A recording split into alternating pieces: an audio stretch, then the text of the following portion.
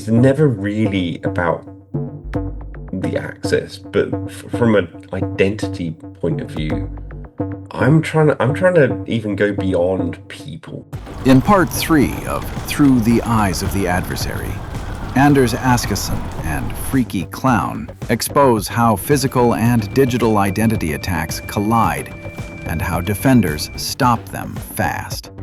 What I want to get to is the system, right? If I can become the computer, then I'm taking over its identity. We discuss breaking and defending identity. And like you said, once you find an in, it's all about trying to, find your way through and finding the right stuff that you want to achieve. The real heist is not stealing money. It is stealing trust.